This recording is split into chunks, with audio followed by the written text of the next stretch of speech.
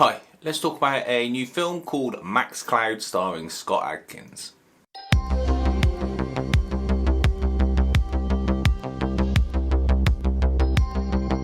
Max Cloud is a new comedy action film starring Scott Adkins. A young girl in 1990s Brooklyn gets sucked into her 16-bit console, which is a Mega Drive, and into the side-scrolling beat-em-up Max Cloud. Scott Adkins plays the titular character. She occupies the body of a chef character, and what you get is her obviously trying to complete the game, assisted in the real world by her friend Cowboy, who is playing along and can control her sometimes. He's played by, well, I can't think of his name, but he's the guy you'll recognise him from Attack the Block. This is a film that is very much a film that knows what it is. It's got really good special effects where it needs to have good special effects, but the sets and the costumes all look like tangible representations of 16-bit video game graphics. Because obviously he's on a spaceship, and the set for the spaceship is very sort of simply coloured but bright and sort of non-practical, but that's because in the game that's how it looks. So you go, okay, that's fine. The villain's lair looks like a villain's lair from a computer game come to life. Were this any other film, you might say the sets look cheap, but they don't, because they look as they are meant to, which is really good. This includes, as I say, the characters, costumes and stylizations. But initially, Max Cloud starts off as a two-dimensional character because he's in a two-dimensional side-scrolling beat-em-up.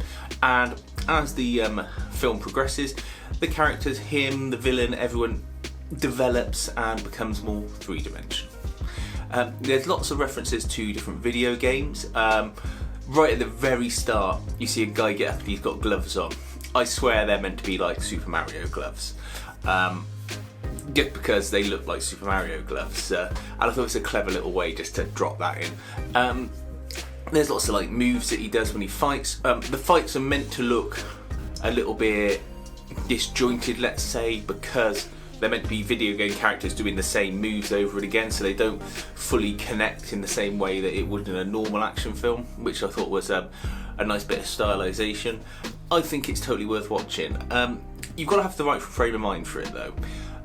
It reminded me of the films that used to be on when I was like a kid, on the BBC on like a Friday afternoon for the Children's Film Foundation, because it's like a totally suitable film for, I think, most people to watch.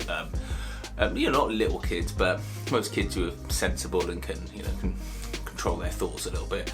And they just had that sort of feel about it. It's got a good cast, and it's a fun diversion to watch. And like I say, it feels like that sort of British Film Foundation feel to it. Check it out if you see it anywhere. It's on video on demand at the moment. I'm sure it'll come free to a streaming service shortly. But yeah, I thought it was a nice little Christmas surprise. Please feel free to like and subscribe.